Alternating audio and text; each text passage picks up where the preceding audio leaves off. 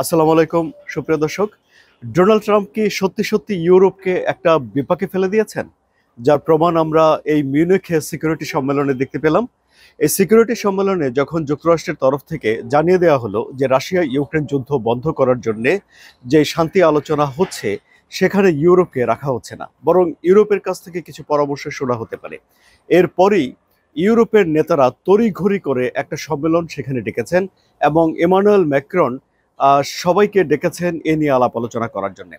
এখন সেখানে যুক্তরাজ্যের প্রধানমন্ত্রী তিনি যুক্ত হবেন, ফ্রান্স থাকবে, জার্মানি থাকবে, ইটালি থাকবে, পোল্যান্ড থাকবে, এরকম বেশ কয়েকটি দেশ সেখানে অংশগ্রহণ করবে এবং তারা কি সিদ্ধান্ত নিতে পারে সে বিষয়েই আলোচনা করব এই ভিডিওতে।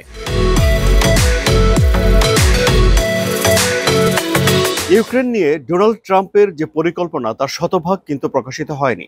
সুতরাং এই পরিকল্পনার ভেতরে নিজেদের অবস্থান সুসংহত রাখার জন্যে বা অংশগ্রহণ করার একটা সুযোগ ইউরোপের দেশগুলো অবশ্যই নেবে এবং এই কাজের জন্য যুক্তরাজ্যের প্রধানমন্ত্রী এখানে ভূমিকা রাখতে পারেন। তিনি আগামী মাসে ডোনাল্ড ট্রাম্পের সঙ্গে দেখা করবেন এবং তিনি ইউরোপীয় নেতাদের অবস্থান ডোনাল্ড ট্রাম্পের কাছে তুলে ধরতে পারেন। এছাড়াও ইটালির প্রধানমন্ত্রীর সঙ্গে ডোনাল্ড ট্রাম্পের সম্পর্ক ভালো, ইটালিও এ বিষয়ে উদ্যোগ নিতে পারে। এই যে সম্মেলন হচ্ছে, ইমানুয়েল ম্যাক্রন ইউরোপের নেতাদের ডেকেছেন, তারা সেখানে কি আলোচনা করতে পারে? এখন সবচেয়ে বড় প্রশ্ন হলো যে ইউরোপ এমনিতেই চাপে রয়েছে, তার উপরে ইউরোপের দেশগুলো রাজনৈতিক মতবিরোধেরও একটা চাপে রয়েছে এবং তাদের নিজেদের যে অর্থনৈতিক সক্ষমতা এবং অর্থনৈতিক ব্যবস্থাপনা সেটিও একটি বড় ব্যাপার। এই সব কিছুকে একপাশে সরিয়ে রেখে ইউরোপকে একটা জোট হিসেবে বা একটা একক বডি হিসেবে কি দাঁড়িয়ে যেতে পারবে ইউক্রেনকে রক্ষা করার জন্য? এটি একটি প্রশ্ন।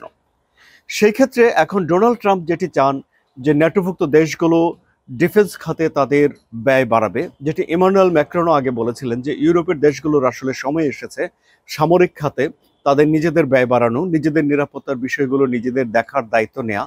বিশেষ করে সেই দ্বিতীয় বিশ্বযুদ্ধের পর থেকে নিরাপত্তার জন্য পুরোপুরিভাবে ইউরোপ যুক্তরাষ্ট্রের উপরে নির্ভর করে, অর্থাৎ ন্যাটোর উপরে নির্ভর করে এবং ন্যাটোর লায়ন শেয়ার, ন্যাটো রক্ষণাবেক্ষণের জন্য বেশিরভাগ চাঁদা যুক্তরাষ্ট্রই দিয়ে থাকে। এই পরিস্থিতিতে এসে ইউরোপ এখন নিজেদের সামরিক ব্যয় বাড়াতে পারে। এরই মধ্যে আমরা দেখেছি যে পোল্যান্ড তার জিডিপির 4.45% সামরিক খাতে ব্যয় করছে এবং যুক্তরাজ্য এখনো পর্যন্ত সেটি 2.5% উন্নীত করতে পারেনি। সেই ক্ষেত্রে নিজেদের এই সামরিক সক্ষমতা বাড়ানোর জন্য ইউরোপের দেশগুলো কি ব্যবস্থা নেয় সেটি এখন দেখার একটি বিষয়।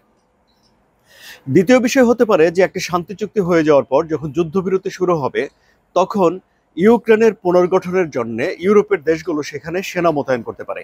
এই সেনা ঠিক শান্তিরক্ষী নয়, এই সেনা হবে আশ্বাস দেওয়ার মতো একটি বাহিনী।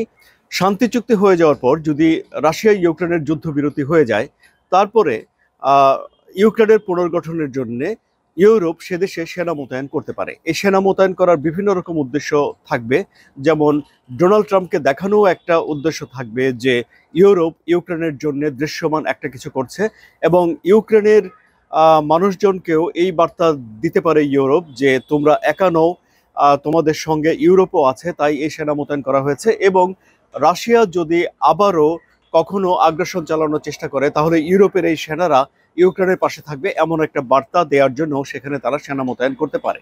এরই মধ্যে যুক্তরাজ্য জানিয়েছে যে ইউক্রেনের পুনর্গঠনের জন্য যুক্তরাজ্য সেখানে সেনা মোতায়েন করবে, কিন্তু ইউরোপের অন্যান্য দেশগুলো কি এই সেনা মোতায়েন করার জন্য প্রস্তুত রয়েছে? হ্যাঁ, যদি সেনা মোতায়েনের প্রশ্ন আসে তাহলে সেখানে আরো কিছু প্রশ্নের উদ্রেক হয়, যেসব প্রশ্নের জবাব এখনো পর্যন্ত পরিষ্কার নয়। কি সেগুলো?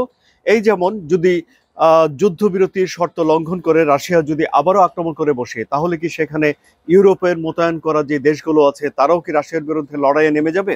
অর্থাৎ এরপরে যদি রাশিয়া যুদ্ধ বাঁধিয়ে দেয় তাহলে কি সেই যুদ্ধটা ইউরোপ বনাম রাশিয়া হয়ে যাবে?